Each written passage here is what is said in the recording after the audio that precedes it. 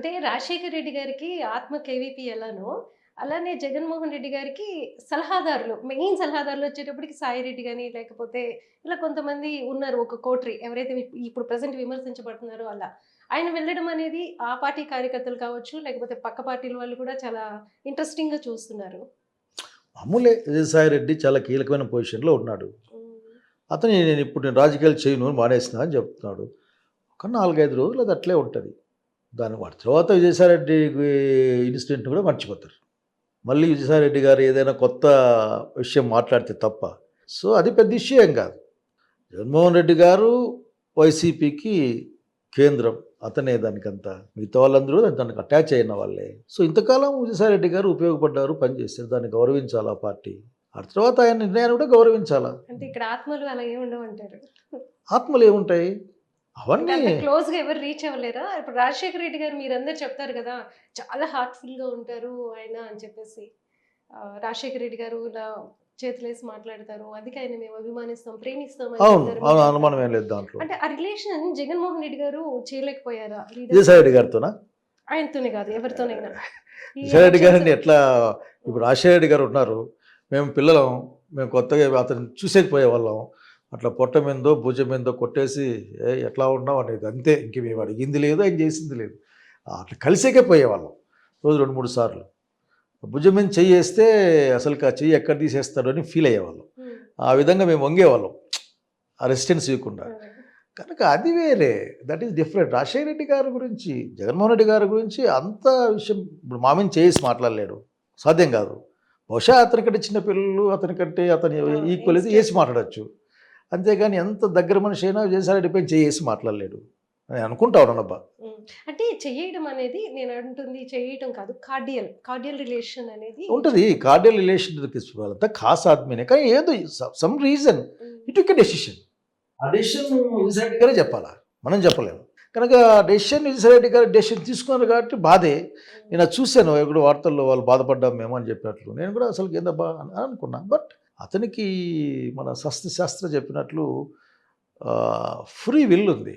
ఆ నిర్ణయ స్వేచ్ఛ ఉంది. ఆ నిర్ణయ స్వేచ్ఛ ప్రకారం నిర్ణయించుకున్నాడు. ఆ నిర్ణయ స్వేచ్ఛ వలన చేసుకున్న నిర్ణయానికి వచ్చే ఫలితం కూడా అతను బాగా తగ్గించుకుంటాడు. So, that much. అందుకంటే పెద్ద నాకేం ఇంపార్టెన్స్ లేదు. యాక్చువల్‌గా మీ బ్యాచ్‌మేట్స్ అంటే 2004లో అంతా కొత్త వాళ్ళకి యంగ్‌స్టర్స్‌ని తీసుకురావాలని ఒక ఉద్దేశంతో రాజశేఖర రెడ్డి గారు కొత్త వాళ్ళకి చాలా మందికి సీట్స్ ఇచ్చారు. దాదాపు 62 మందో ఏమో చాలా ఉన్నారు. మంది వచ్చాం.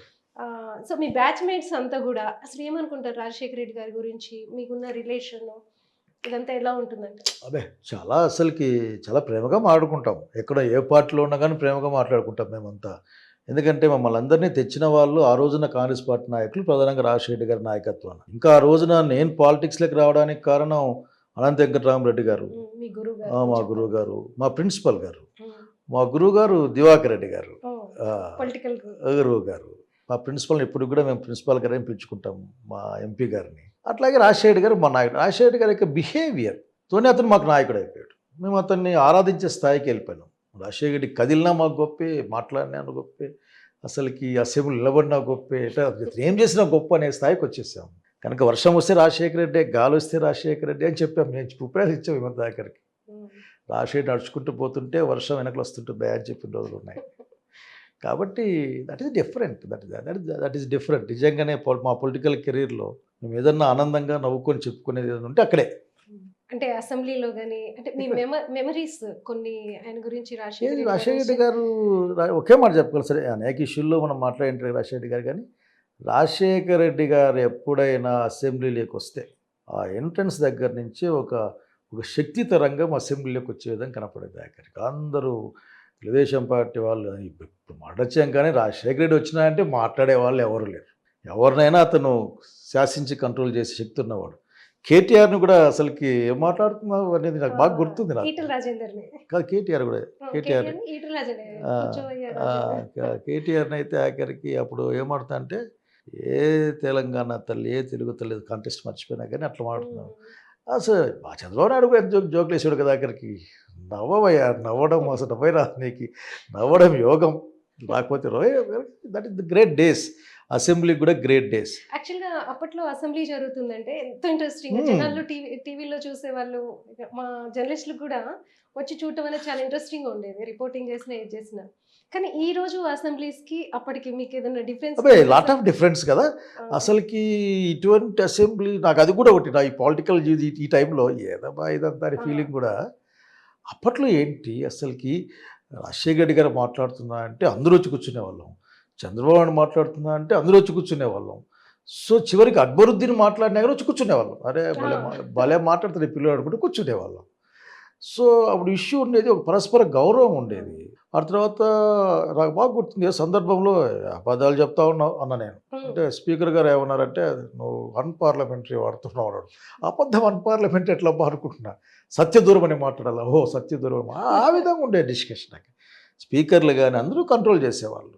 ఇప్పుడు అట్లా లేదు. దానికి కారణం నేను చెప్పలేను. బహుశా ఈరోజు మా పాతకాలంలో పాటలు వింటుంటే వచ్చే ఒక సంతోషం కొత్త పాటలు రావడం లేదు. వీడికి భాషణ తెలియకపోయిండల్లా, రాయడం అన్నా రాకపోయిండల్లా.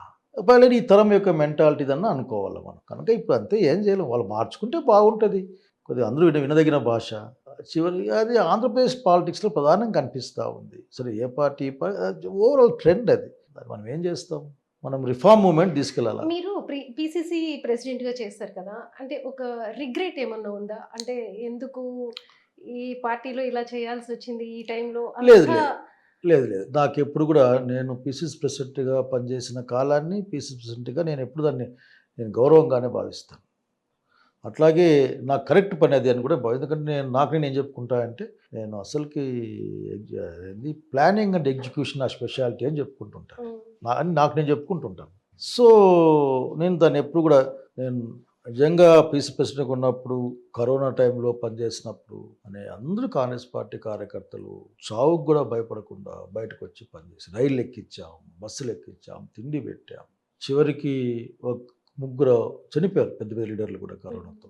ఆ తర్వాత కాంగ్రెస్ పార్టీ గుర్తుపైన నా హయాంలో గెలవడం, లక్షలే లేదు, 5,000, 6,000, 10,000 సాయం చేసే వాళ్ళందరికీ, ఆఖరికి క్యాండిడేట్లందరికీ దాదాపు 500 మంది సాయం చేసి ఉంటాం. వాంత ఇంత ఇప్పించడం, ఇంకోటి ఇప్పించడం, ఇట్లా అక్కడికి. సో అట్లా ఎప్పుడు ఆ ప్రాబ్లం రాలేదు. ఇప్పుడు కూడా రిగ్రెట్స్ ఏం లేవు నా దగ్గర. అంటే రాష్ట్రాన్ని విడగొట్టి కాంగ్రెస్ పార్టీ తప్పు చేసింది అని ఒక రిగ్రెట్ ఎప్పుడు ఇదవ్వలేదు? నేను కాంగ్రెస్ పార్టీ పట్ల ఏదంటే, ఈ నిర్ణయం చేయకుండా ఉండాల్సిందని నమ్ముతా. వీళ్ళకి అర్థం కాలేదు, వీళ్ళు సరిగ్గా ఆలోచించాల్సింది. 2 రాష్ట్రాలు నష్టపోయారు. ఈ రోజున కాంగ్రెస్ పార్టీలో ఇటుపక్క లాభం రాలే, అటుపక్క లాభం రాలే, సంస్థాగతంగా దెబ్బతిన్నారు. ఎప్పుడు కాంగ్రెస్ పార్టీకి 30-40 సీట్లు వచ్చేది ఎక్కడి నుంచి వస్తాయనే బాధ నాకుంది. వీళ్ళు వినలేకపోయారే, వినింటే బాగుండు కదా, ఎందుకు చీల్చారు? 2-3 జిల్లాల ఉద్యమమే కదా రోజున టీఆర్ఎస్ చేసి బలంగా ఉన్నది. ఆ కరీంనగర్ చుట్టుపక్కల అంతే కదా, మహబూబ్ నగర్, నల్గొండ అంతా పక్కకున్నాయి, నిజామాబాద్ పక్కకుంది. కనుక 3-4 జిల్లాలే కదా. కనుక అది రాంగ్ డెసిషన్ అని నా అభిప్రాయం. ఇప్పటికీ రాంగ్ డెసిషన్ అనుకుంటాను.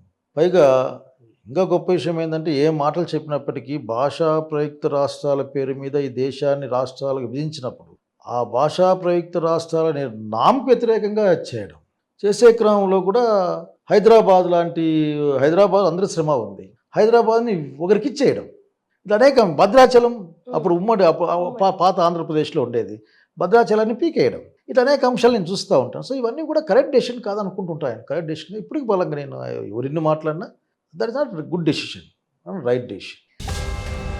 Please subscribe Telugu Politics.